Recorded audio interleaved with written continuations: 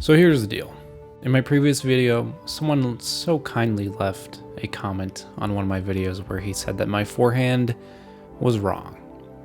And, I definitely didn't let that affect me at all. I totally brushed it off. Everything was fine.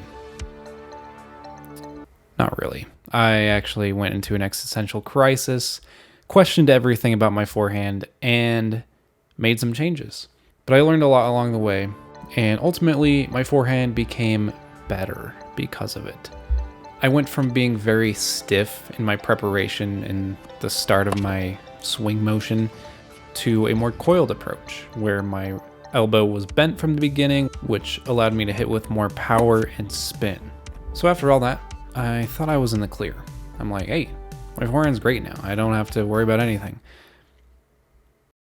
But after watching that video back and watching all of my practice sessions and the footage, I realized that there's still one main component from my forehand that is missing.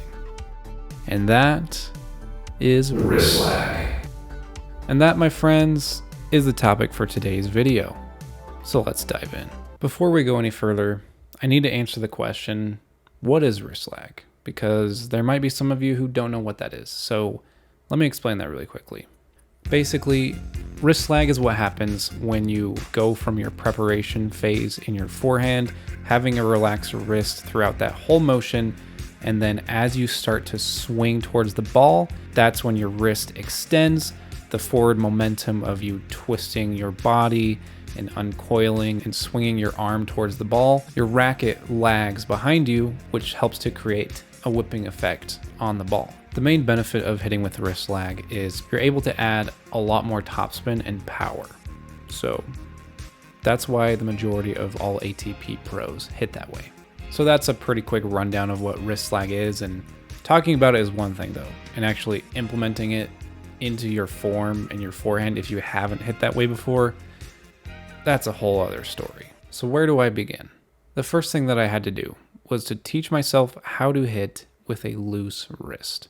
This was a very foreign concept for me because from a young age, I was taught to extend my wrist very early on. Like basically that's part of my prep, just instant, just extend that baddie out there, So because I was taught that way, that's how I'd been playing for the majority of my life. I didn't have like a pro coach to teach me the correct way, so I was just going off of what my high school coaches and people around me were telling me. So I guess it was a bad habit in a way, but hey, that's where I am. So I had to relearn, reteach all of my muscles how to hit differently, how to hit with a loose wrist. Very different, but at least I knew where to start. So with that, the process began with a deep analysis on my own form and also diving into different YouTube videos, watching ATP pros in slow motion, really analyzing their forehands, how they do it, watching coaches on YouTube, all sorts of things. I went through a ton and I learned a lot. I felt like a forensic scientist because I was really digging deep. Like, what is separating my form from the pros and from people who know what they're talking about? Throughout my deep research that I was conducting, there was one tennis video that really stood out to me, and that was a video from Field Tennis Instruction. I just want to give a quick shout out to them because it was really helpful. What I liked about how they explained it is that he showed side by side how a WTA player hits a forehand and how an ATP player hits their forehand, like Roger Federer, and the girl he was showing was Simona Halep. It was really cool to see side by side the difference between them because not all WTA players hit with wrist lag. It's a lot more common for the ATP players to hit with wrist lag. So he kind of explained the pros and cons between both of those, and he was basically saying that if you're just a recreational player, he's not really advising you to learn how to hit with wrist lag if you're not already, because it is a much more complex and difficult shot. So I will say that did scare me a little. I'm like, oh, am I sure about this? You sure about that? But it wasn't enough to stop me. Yes, I am a recreational player, and no, I probably do not have the adequate time to actually really nail this technique with wrist lag. But I was already on a mission and there was nothing stopping me. It was just kind of cool to hear from someone that yes, this is complex and timing is difficult and it is hard in a way that felt reassuring, like this is going to be hard and that's okay. But regardless, I was pushing through and I was going to do it no matter how hard it was. So after all the data that I collected, I decided that I wanted to imitate none other than the GOAT, Roger Federer's forehand, because man, it's just so elegant and beautiful. There's nothing like it. And you know, why not try to hit like the greatest, most elegant forehand ever? I know that's probably like cliche or whatever. I don't know the technical aspects of his forehand compared to other people on the tour, but it looks pretty. So that's what I wanted to do. With that in mind, I got to work. Now, I didn't just head out to the courts and immediately start hitting. First, I had to learn what it felt like to hit with wrist lag. Like I said before, I've always had a bit of a stiff wrist, so this was completely new for me. I started out with shadow swinging, just doing that over and over, trying to build that repetition, and that helped me a lot. After shadow swinging a bunch of different times and watching my footage back and analyzing it, seeing how I was doing, I was pretty pleased with the result. I'm like, hey, like, look at that wrist. Like it's working. So that was encouraging, and it definitely felt different. I could feel how much different it was from my old forehand and this new one. I felt like my wrist and my forearm, definitely my forearm, I felt it being activated a lot more. So that was cool. And I feel like just getting that feeling down for my muscle memory and just retraining all of that definitely set me up on the right track.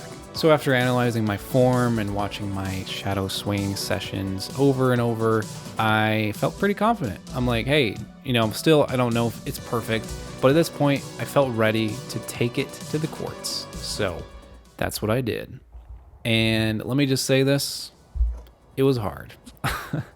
I immediately felt my body, my muscles fighting me. Like, oh, what is this new form? Like, hey, let's just go back to what we were doing before.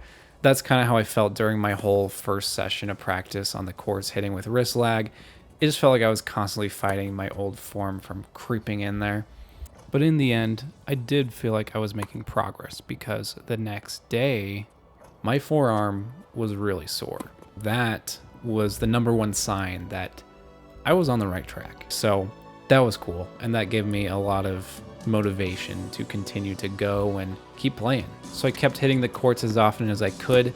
And I started to see myself slowly make more and more progress. And my form started to look better and better.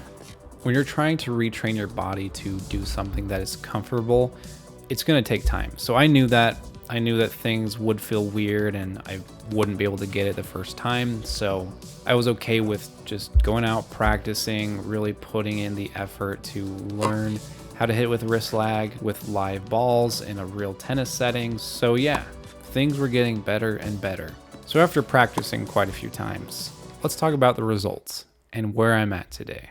I can confidently say that my form is now unrecognizable from where I started. And along with that, the topspin on my forehand has improved dramatically. So those are two amazing things that I was really excited about. Because wrist lag helps you apply a lot more of a whipping motion, I can definitely feel that as I'm hitting the ball, and I can feel the increased spin and power that is coming from that. Okay, so now let's address the elephant in the room. Does my forehand look like Federer's?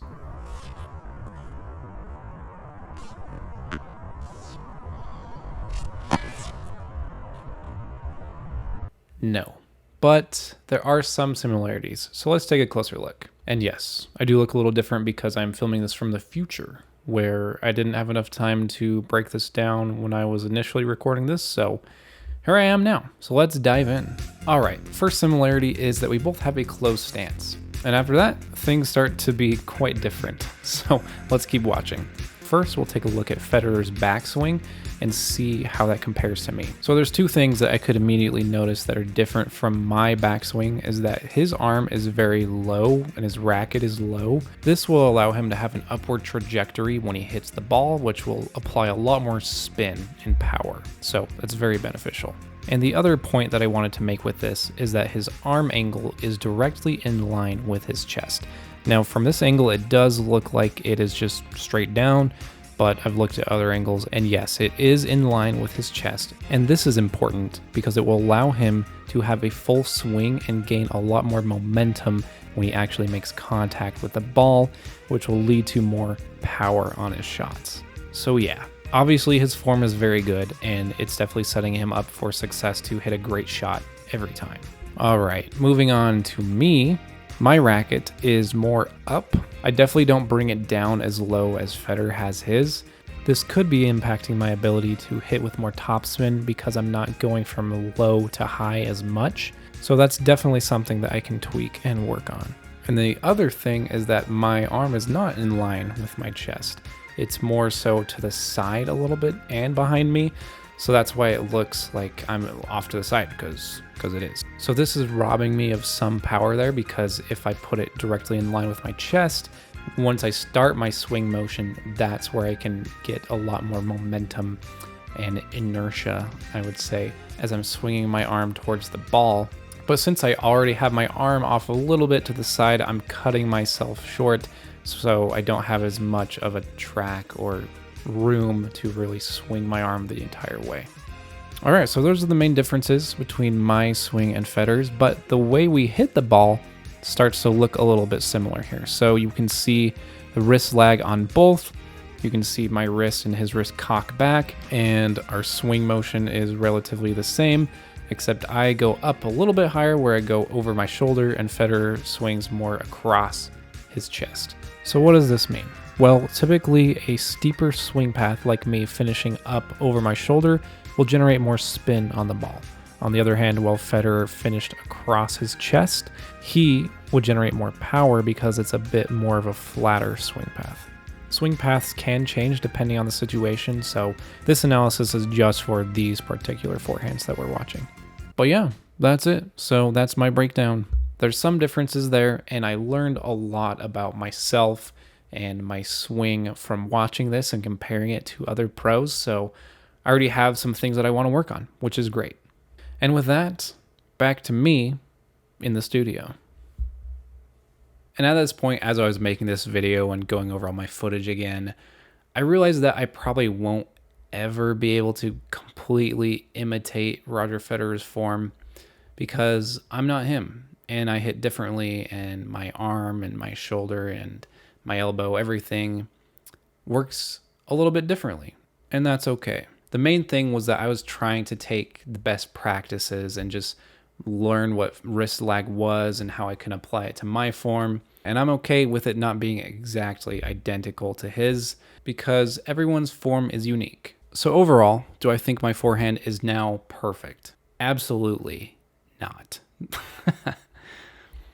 After reviewing my latest footage, I still see a few tweaks that I can make. There's definitely room for improvement, but I'm very pleased with the progress that I've made. Going from an extremely stiff wrist and arm and elbow and everything locked in from the beginning to having such a loose wrist has been awesome. And I didn't even know if I'd be able to do that because it is so different from where I came from. But I think it just truly shows that when you put your mind to something and you put in the effort and work into something, you can do it. You can change your entire forehand, just like I did. And ever since I started on this journey to transform my forehand, I've just become addicted even more to tennis. Like, I've already loved playing. I love to try to play as often as I can, but there's this new excitement and energy and motivation every time I step on the court. Like, I know what I'm working towards and I know what I'm working on, and it's just a lot of fun. It's brought this new thrill factor to tennis. Not that it wasn't already thrilling, because it is, of course, but just this new level of fun and excitement every time I step on the court. So it's been an incredibly fun journey. So that wraps up this video. Let me know what kind of forehand do you hit? Do you hit with some wrist lag or not? I'd love to hear it, just how everyone else hits, because I mean, this is all new for me. And let me know if this video inspired you to change anything in your forehand. If you enjoyed the video, please leave a like. That really helps me out. And subscribe if you're new, because I've got a lot of cool videos coming in the future, so stay tuned for that. I played in another USTA tournament. I'll let you know how I did, and I'll especially address my new forehand. How did I hit under pressure? So that was fun. Yeah, it's an absolute banger. So stay tuned for immaculate content. Thanks for watching, fellas. Catch you on the flippity flip. Bye-bye.